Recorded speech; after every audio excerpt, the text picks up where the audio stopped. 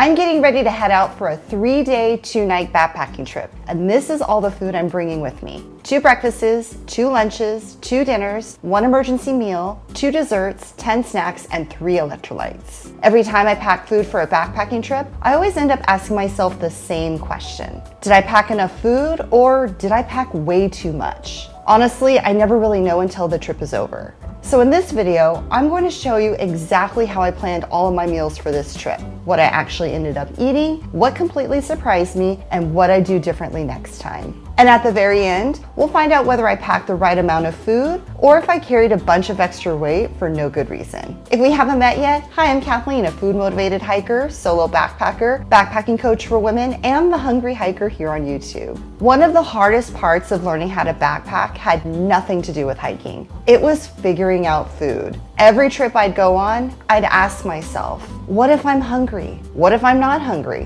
What if I bring the wrong food? What if I run out of food?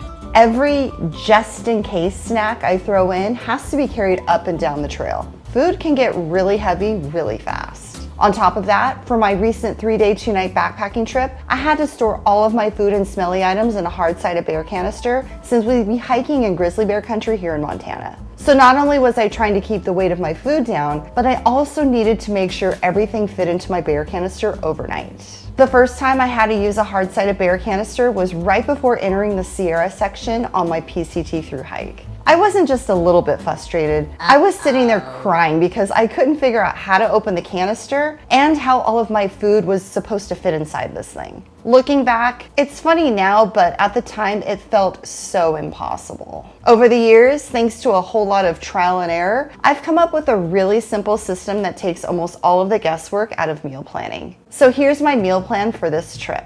2 breakfasts, 2 lunches, 2 dinners, 1 emergency meal, 2 desserts, 10 snacks, and 3 electrolytes. Looking at this pile, it feels like it's way too much food. Like, how am I gonna fit this all into my bear canister? My prediction, I'm definitely coming back home with snacks. I just don't know which ones yet. Meal planning doesn't come naturally for me. I've spent years figuring out what works through trial and error. If you're still trying to figure out what backpacking food to pack for your trips, I've put the exact system I use into a free guide called Backpacking Food Made Ridiculously Simple. This free guide will walk you through how I decide what to bring, how much to pack, and how I plan my meals for trips of different lengths. If meal planning feels overwhelming to you too, click the link in the description below to download your free guide.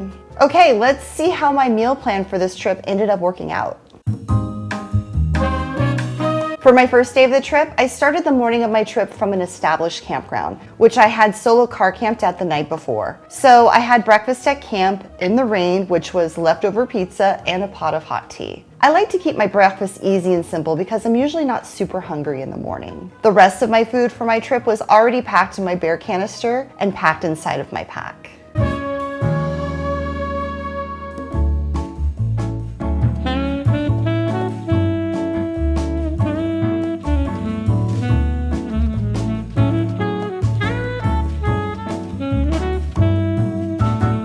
For lunch, I packed more leftover pizza. Leftover pizza is one of my favorite things to pack in my food bag for backpacking trips. There's no cooking needed, and I can literally eat it while I'm hiking if I need to. Plus, cold pizza is always delicious, whether you're at home or out in the backcountry. Having a no-cook lunch meant I didn't have to stop, dig my stove out of my pack, boil water, and cook lunch somewhere out on trail in the middle of the day. Yummy, fast, and convenient.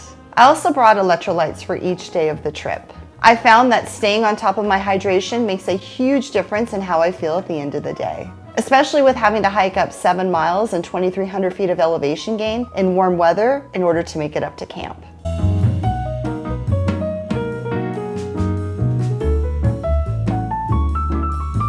Dinner on day 1 was one of Pinnacle Foods' freeze-dried dinners, creamy Tuscan chicken with penne pasta, that I repackaged into a freezer Ziploc bag to save space in my bear canister. I always love having a warm meal at camp at the end of the day, even if it's warm out. I wasn't super hungry for dinner since we had a late lunch, but this meal was still really yummy and very filling. I kind of wish I had divided this into 2 meals instead of eating it all at once.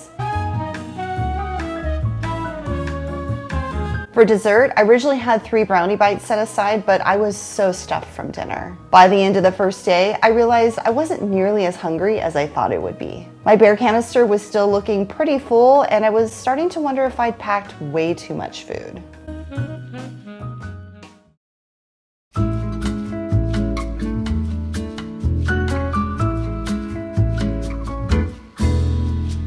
For breakfast on day 2, I brought one of Peak Refuel's biscuits and gravy meals and had split it into 2 servings at home. Splitting this breakfast into 2 portions ended up being one of the best decisions I made with my food for this trip.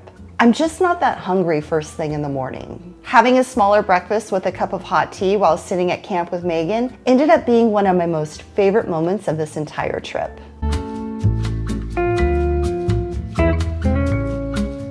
After breakfast, I separated out my snacks and lunch for the day into my day of food bag and stored everything else in my bear canister, which we stored outside of where we were camping. We then decided to go on a short day hike to check out more of the nearby area, including Sapphire Lake, which would also be our lunch spot for the day.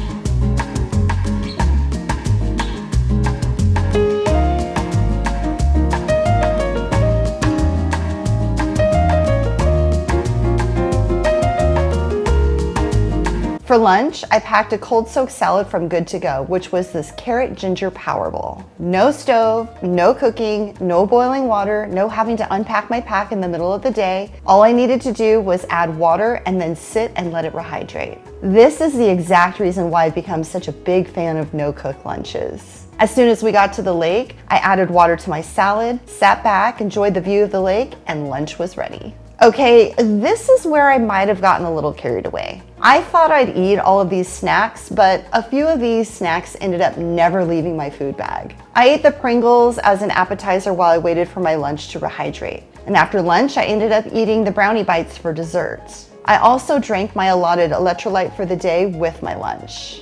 After having lunch at Sapphire Lake, we hiked back to our camp down at Upper Holland Lake, where I decided to cool myself off with a quick swim in the lake.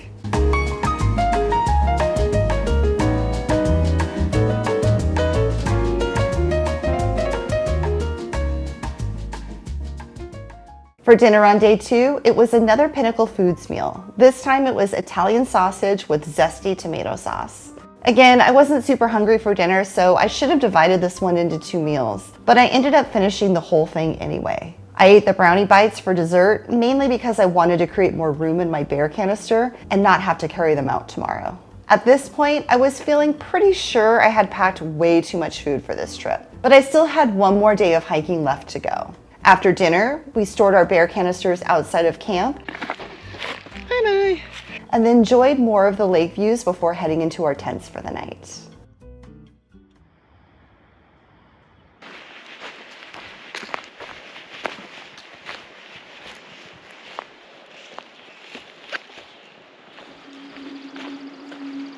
For breakfast this morning on the final day of our trip, I had the second half of the biscuits and gravy, plus another cup of hot tea at camp with Megan.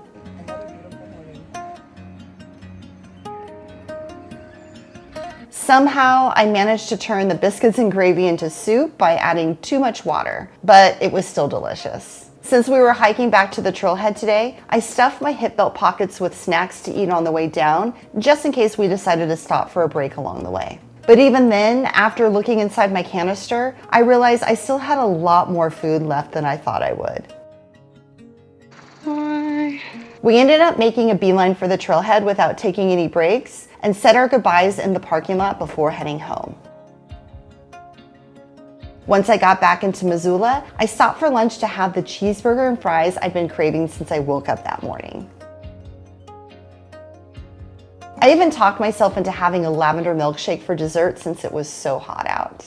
Okay, moment of truth. Did I actually pack the right amount of food? Looking back, I'd say I definitely packed way too much food. Here's everything I packed for 3 days and 2 nights. And here's everything that came home with me. My 1 emergency meal, 2 Kind bars, some of the pickle flavored cashews, and both of the bags of sesame sticks and dried edamame were completely untouched. Honestly, I think I'd rather overpack a little food than spend my entire trip worrying if I was gonna run out of it. With that said, there are a few things I plan on doing again for my next trip. No cook lunches? Absolutely. Hot tea every morning? 100% worth carrying. Splitting my breakfast into 2 meals? I'll probably do this for most of my trips going forward. I might even consider splitting up my dinners into 2 servings as well. I just wasn't as hungry as I thought I would be on this trip. The snacks? Yeah, I definitely got a little snack happy and overpacked these, so I'd pack less snacks next time. I'd still bring my emergency meal again, even though I didn't eat it on this trip. I'd much rather carry 1 extra meal and not eat it than wish I had packed more food. When I first started backpacking, food was one of the things that stressed me out the most. Every trip I went on felt like a guessing game. Every backpacking trip is really just one big experiment, and every trip you go on teaches you something new. Little by little, you stop guessing and figure out what works for you and your body with foods you enjoy eating and how much food you really need while you're out there. Then before you know it, meal planning becomes one of the easiest and fun parts of preparing for a backpacking trip. I'd love to know, looking at everything I packed, would you have brought more food, less food, or about the same amount? Tell me in the comments below.